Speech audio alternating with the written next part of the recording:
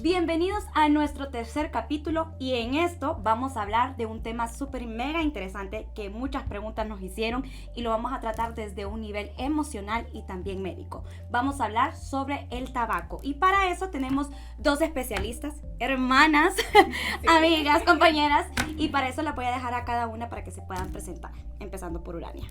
Bueno, yo soy Urania Durón, especialista en neumología, realicé mis estudios en la Universidad de la República en Montevideo, Uruguay, ejerzo mi profesión en Hospital Dime y en el Instituto Hondureño de Seguridad Social, aquí en La Granja. Súper. Sí, en mi caso, mi nombre es Judy Andino, actualmente psicoterapeuta infanto-juvenil, mis estudios también los realicé el posgrado lo realicé en la Universidad de La Rioja, España, enfocándome también en trabajar diferentes trastornos psicológicos para niños, adolescentes y adultos, y además pues con experiencia en tratamiento para adicciones.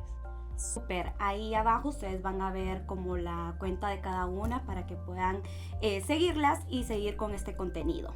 Para empezar, bueno, cuando lancé la pregunta había muchas dudas, muchas preguntas que realmente la gente se tiene desde todas las edades. Muy interesante. Sí, y una de ellas pues, qué tan dañino es el tema del cigarro electrónico, el cigarro tradicional a nivel emocional, como esto se genera. Entonces, para comenzar y empezar un punto de arranque, ¿qué tan adictivo puede ser un cigarro tradicional a comparación a un cigarro electrónico? Bueno, la verdad es que primero hay que decir que el cigarrillo electrónico no está aprobado por la FDA, no está aprobado para dejar de fumar y que tanto el cigarrillo electrónico como el cigarro tienen diferentes tipos de componentes que van a afectar a los pulmones.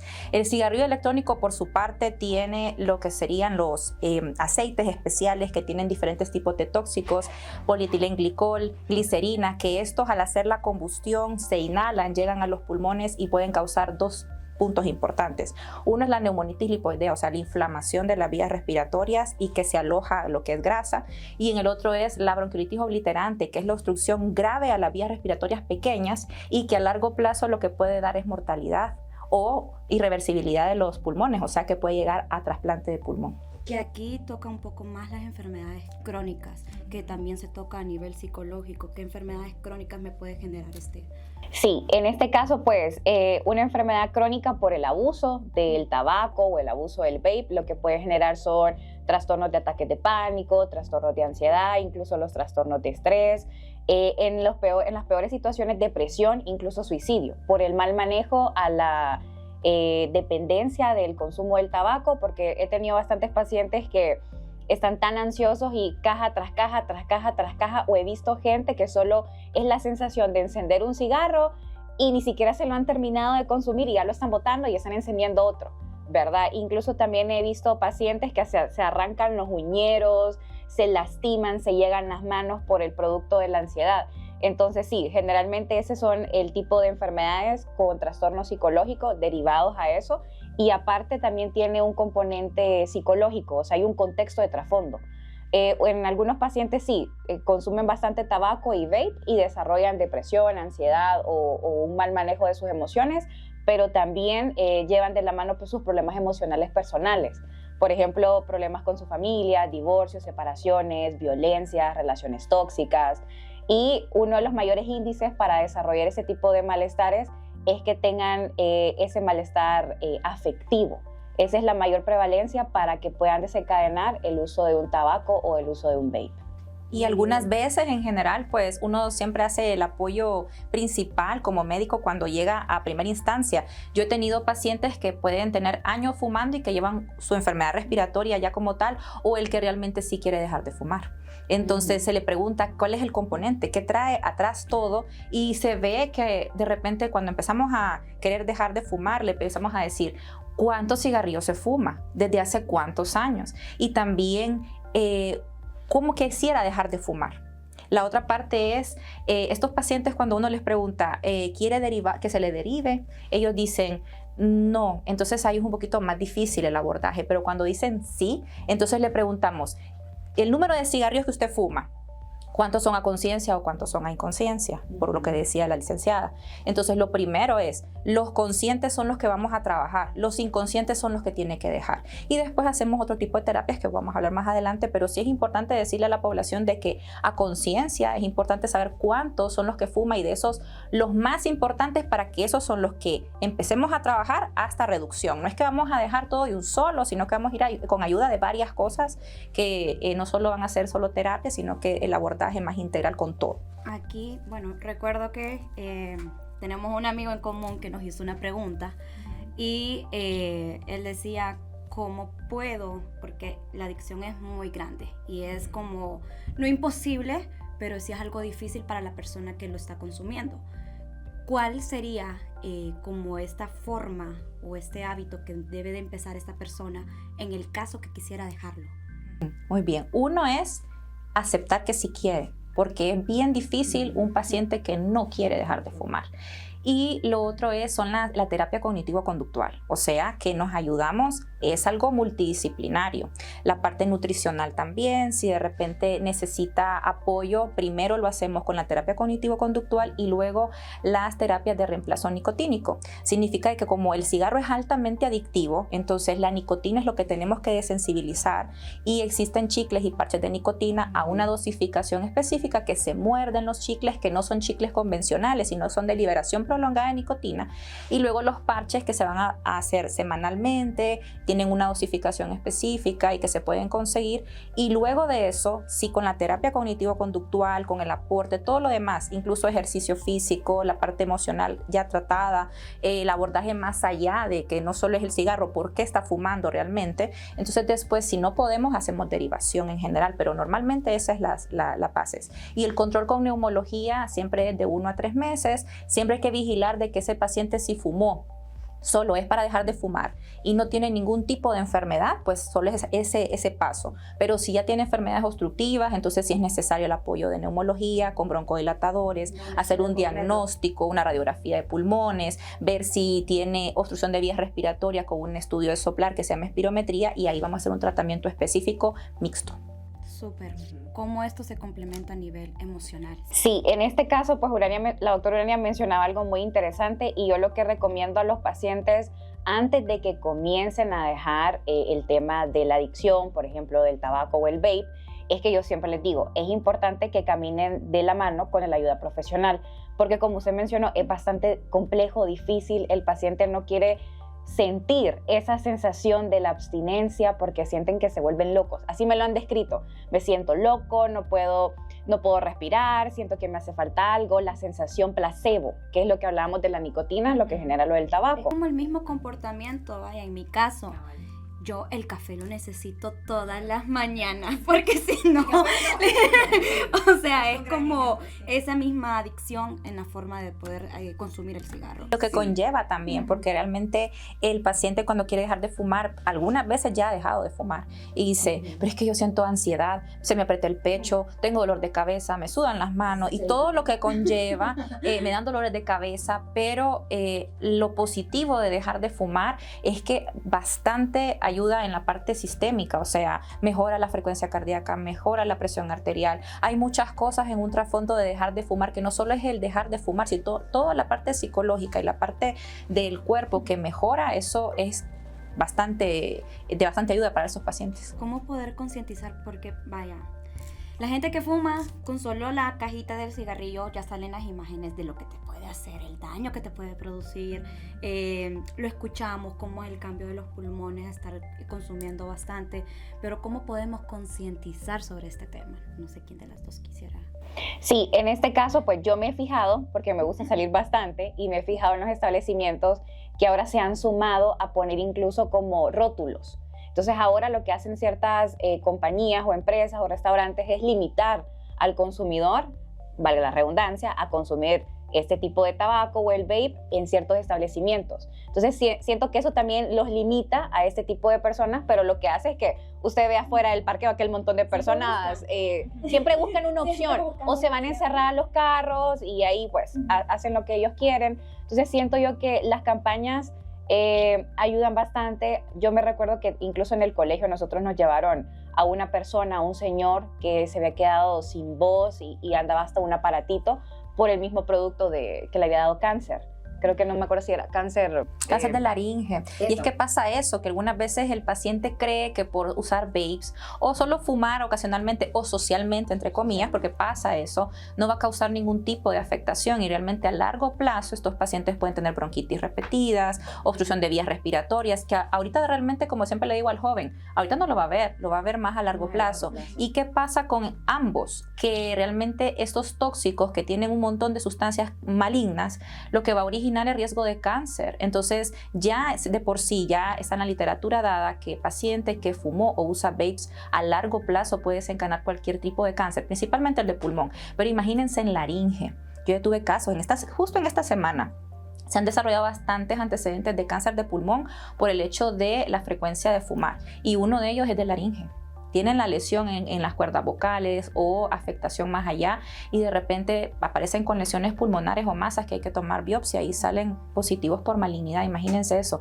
Ya a largo plazo, jóvenes de repente solo son bronquitis repetidas, obstrucción de vías respiratorias, no puedo respirar y lo asocian a ansiedad y de repente no es eso. Es que ya se están haciendo una obstrucción de vías respiratorias que a largo plazo algunas veces ya se han diagnosticado o ya se ha hablado de un preobstrucción de vías respiratorias por el humo de cigarro y esto ya viene 35, 40 años, porque los jóvenes comienzan 15 años de repente, o 13 años. No, hoy en día es de los 12, 11. Yo pregunto en la clínica, ¿desde cuándo comenzaron a fumar? Y también pregunto cualquier tipo de sustancias, porque realmente cuando llegan al médico no se puede hacer un prejuicio, sino que se le apoya al paciente para que sepa o se orienta al paciente, porque realmente una adicción es algo que se tiene que abordar integralmente.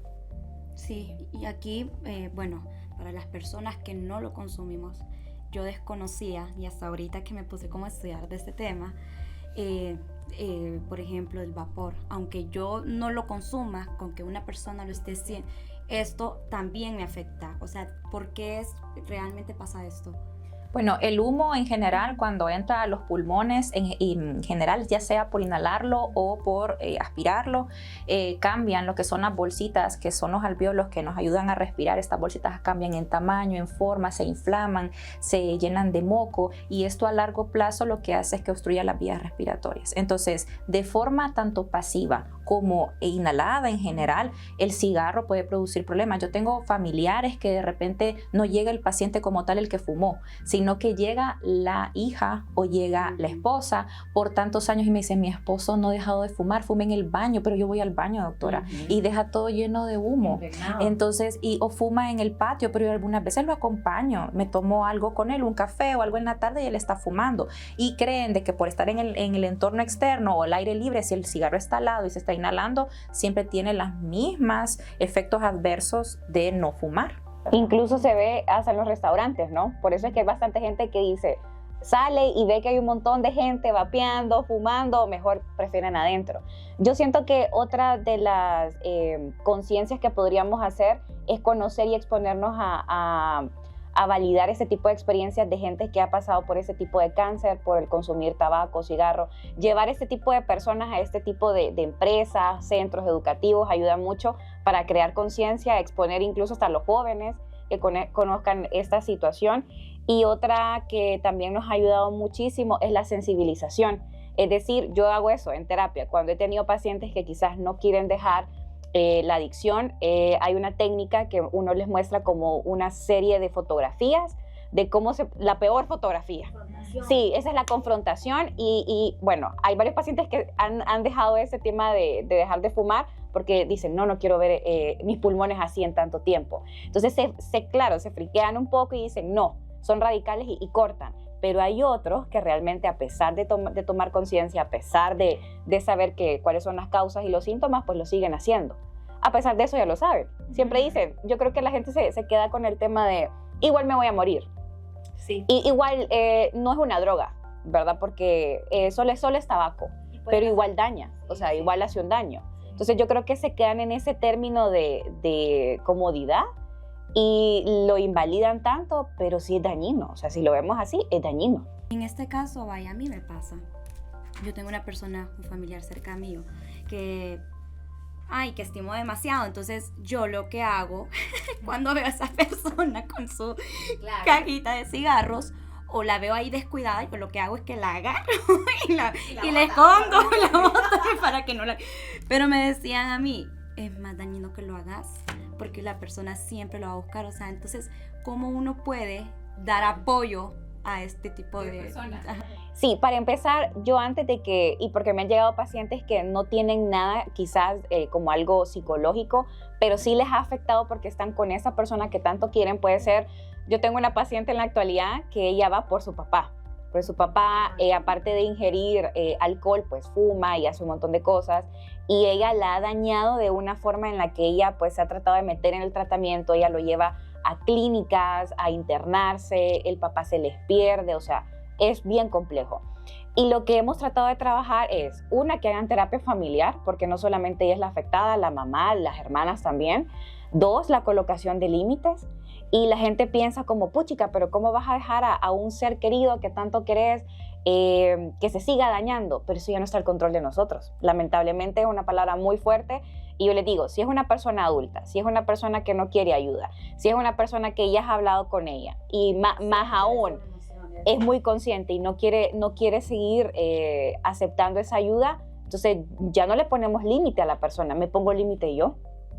O sea, los límites ya van conmigo, es decir, ya no funcionó esta etapa, ni la segunda ni la tercera, me va a tocar tomar distanciamiento. Suena feo, suena grotesco ignorar la situación, pero sabemos que es una realidad, que la persona lo quiere seguir haciendo. Incluso creo que hasta lo vemos en nuestros abuelos o familiares muy mayores, uno ya los deja, porque son ellos. En algún momento yo le digo a los pacientes, si algo les pasa a estas personas, son ellos mismos los afectados, no son tus pulmones, no es tu enfermedad, no vas a estar a cierta edad ahí tosiendo o con el humo en el cabello, con el olor a cigarro, son ellos. Entonces sí podemos estar dentro de ese mismo ambiente aún diciendo no, eso no me parece normal, no, eso no me parece adecuado, pero puedo adaptarme. Y eso tiene que ver mucho con la flexibilidad, la madurez cognitiva y claro, de nuestros límites, porque he tenido pacientes que son cerrados.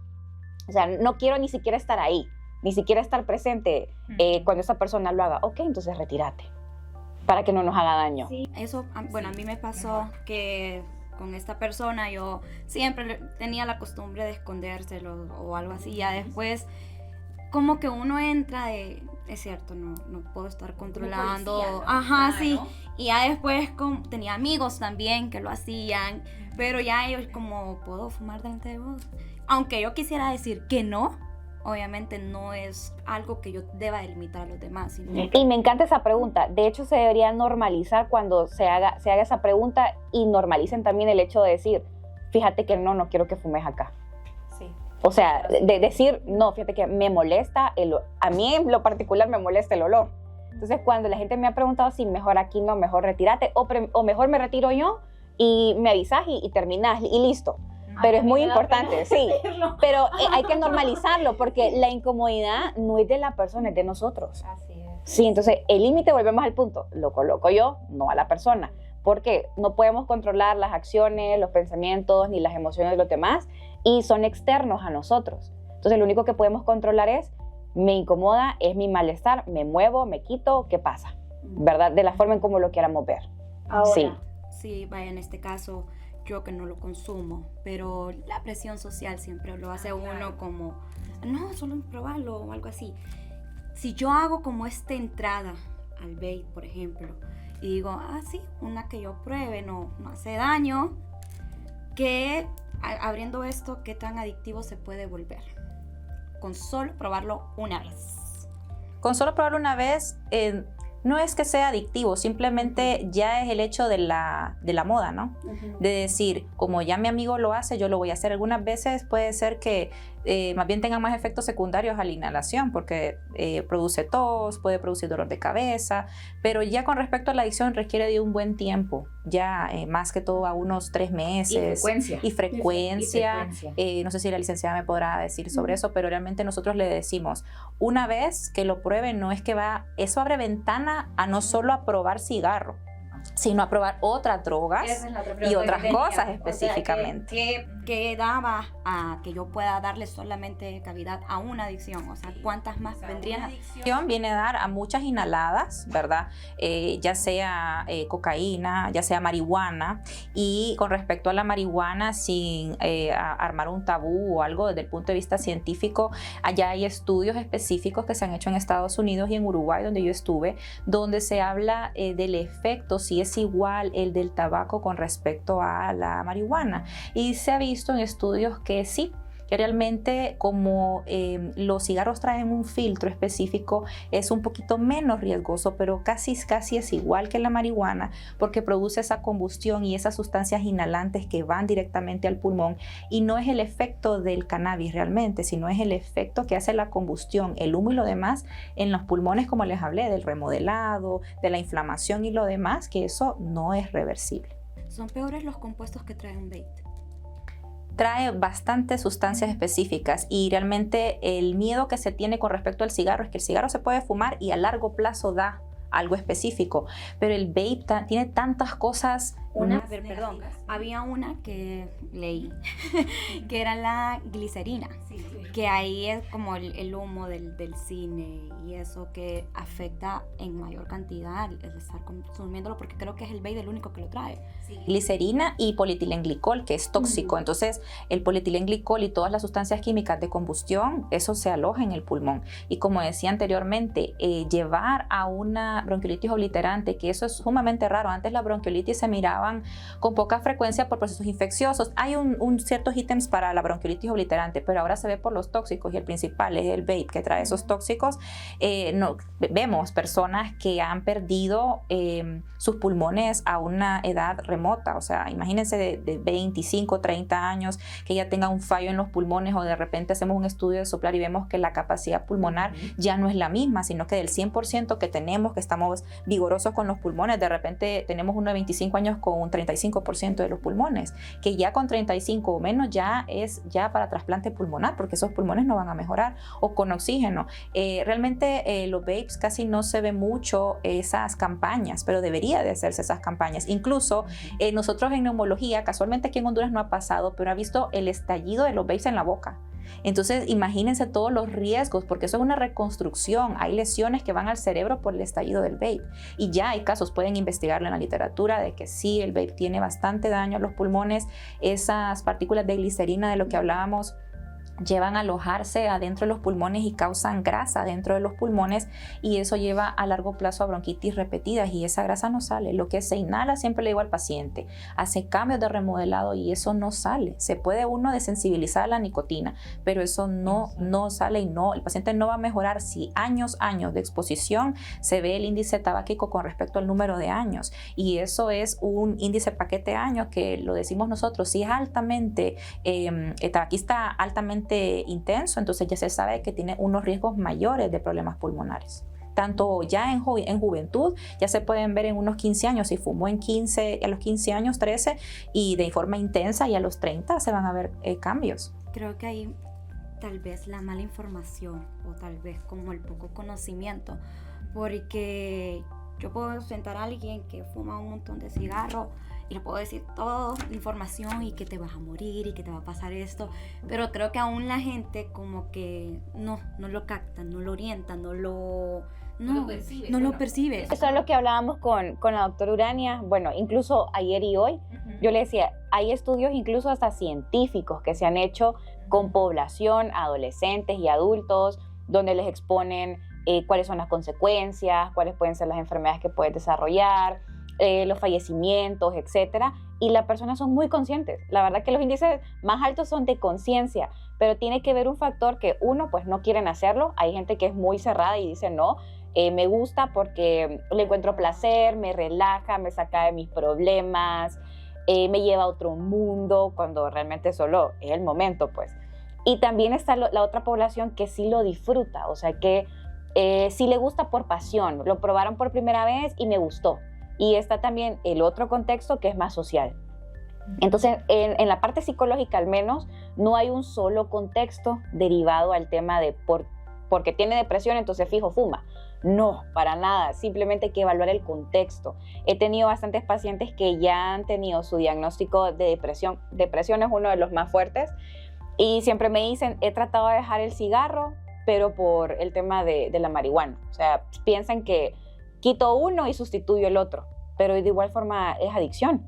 O quito el tradicional y me voy a vape porque pienso que es el menos. Incluso hay gente que sustituye una por meter otra adicción, el café, la Coca-Cola. Entonces, cuando entramos en tratamientos psicológicos, lo que hago es, ok, ¿te gusta lo que haces? Sí. Ok, ¿quieres reducirlo? Sí. Empecemos de a poco. Yo siempre les digo en el tratamiento microdosis. Siento que el error de la gente al dejar de fumar es empezar de forma radical. Porque les digo, se van a mentir. Me vienen a mentir a mí, nos vamos a mentir todos. Sí, lo hacemos, lo hacemos mixto y le digo, ok, hablemos claro. ¿Cuál es el objetivo? Siempre les pregunto para no perder tiempo con ellos. ¿Cuál es el objetivo del plan? No, mire, doctora, quiero empezar a reducir. Me encanta, pero quiero empezar a reducirlo. Ok, les digo, ¿cuántos paquetes te echas en un día o cuántos cigarros al día? ¿En qué ocasiones lo consumís? ¿O en qué tipo de situaciones? Porque se ha visto a nivel científico que se ve mucho cuando hay problemas, volvemos al punto, afectivos. O sea, pasa algo, hay tristeza, hay una sensación de vacío, hay una sensación de quiero morirme, una pelea con mi jefe, una pelea con mi novio, mis papás, boom, quiero hacer algo. Y yo siempre le digo, son conductas autodestructivas. La gente cree que las conductas autodestructivas solamente son automutilaciones y eso es una conducta que va hacia nuestro cuerpo. Entonces yo considero que es muy importante, si querés empezar a dejar de fumar, que es muy importante, hacerlo en microdosis, hacerlo proponiendo vos también cuánto creerías vos que puedes dejar de fumar. Yo tengo un paciente y me decía, yo me fumo 10 cigarros, un ejemplo, durante la semana. Ok, ¿cuánto crees vos que podés dejar de hacerlo? O sea, ¿consideras la mitad, menos de la mitad o más? Me decía, bueno, voy a probar con 5 a ver cómo me va. Ok, llegábamos a la sesión, ¿te sentiste bien con 5? Ok, nos mantenemos con 5 y jugábamos con la variable un par de meses. ¿Listo? Entonces, cuando ya se sentía seguro, empezábamos a reducir. Bueno, ahora solo lo vamos a hacer en estas situaciones o por eventos y nunca cuando estés triste, porque es un mecanismo de defensa. O sea, siempre recurrimos a algo autodestructivo cuando yo le decía, en la parte emocional deberías de validarte. Deberías, si te sentís mal, permítete llorar, permítete sentir las emociones. ¿Y qué pasa? Esto es sustituto de, me siento mal, ok, enciendo un cigarrillo, fumo, no quiero pensar mucho, me relajo y listo. El tema pasó atrás y evadimos. Entonces, lo más importante en psicología es darle herramientas a ese paciente para que sepa qué hacer en esos momentos y espacios. Y que no siempre la primera opción sea el cigarro. Que lo dejemos como de última opción, por decirlo así. Pero afecta en algo, por ejemplo, una persona que dice, sí, yo quiero entrar en este tratamiento, quiero hacerlo, pero afecta algo psicológicamente el proceso de estar queriendo dejarlo, pero que cueste.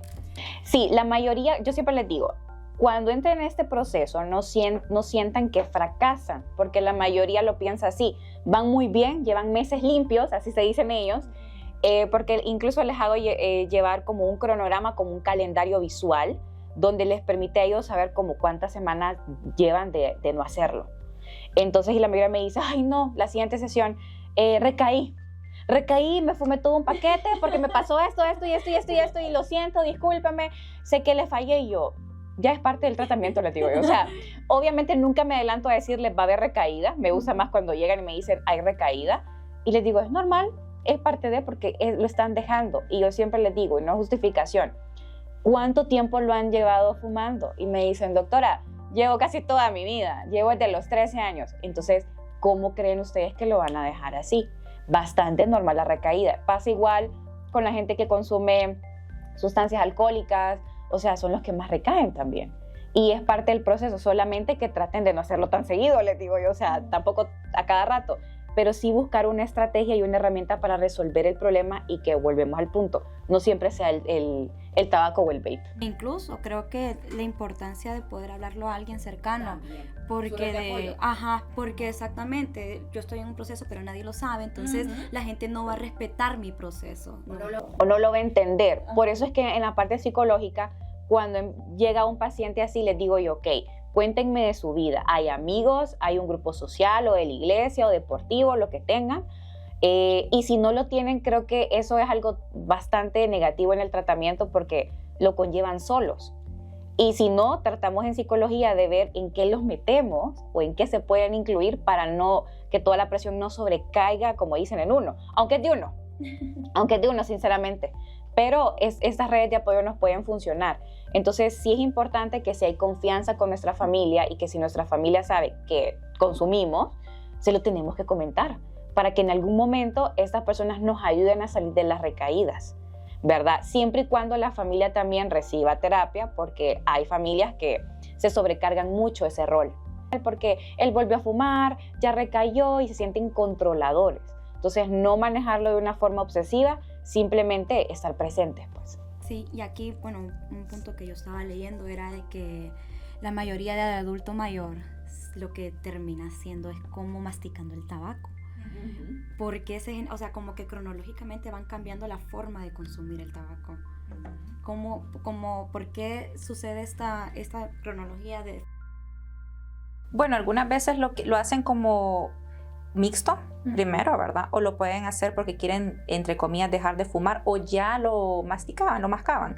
Eso eran anteriormente en los tiempos de los 30, 40, 50, eso era una moda normal, ¿verdad? Como para que el paciente estuviera más alerta por los efectos que tenía el propio tabaco como tal, pero tampoco es bueno, o sea, tampoco esa es una opción. Las pipas tampoco es una opción porque también es otra que se utiliza.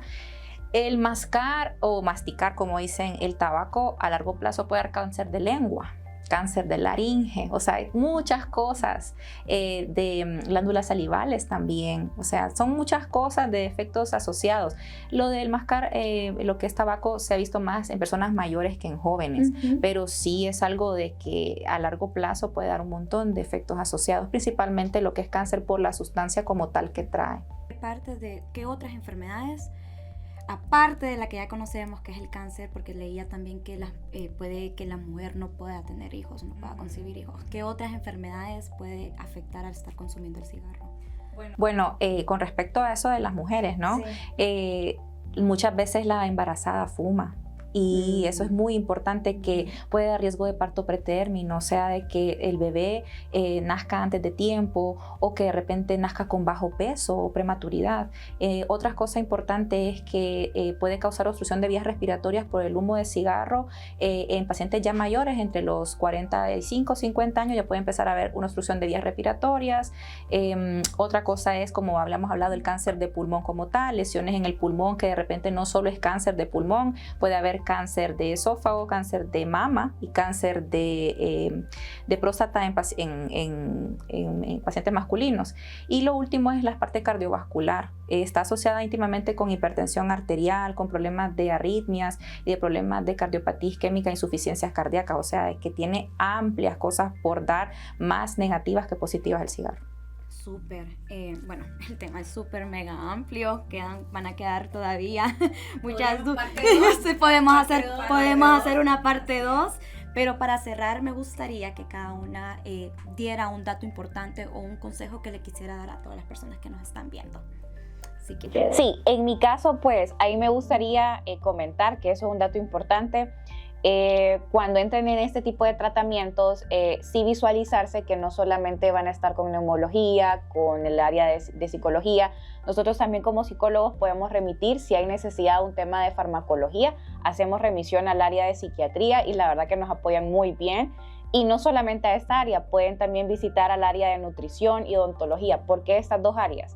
Porque cuando tratamos nosotros de manejar el tema de la ansiedad, entonces, nutrición nos apoya con darle otras opciones en esos momentos de ansiedad cuando encienden un cigarro, qué tipo de alimentos específicos poder consumir que no sean tan altos en calorías y en azúcares. Y en odontología, pues hacer una revisión, un chequeo de sus dientes, porque esto es muy importante, mantenerlo siempre constante y siempre buscar apoyo, ¿verdad? Yo siempre considero que el apoyo es muy importante, la comunicación, crear su red de apoyo, y si ustedes quieren dejar de tener este tipo de adicciones o abstinencias, buscar un profesional de psicología. Súper. Bueno, lo primero es que sí quiera dejar de fumar, porque si no va a ser un poco más difícil. Sí.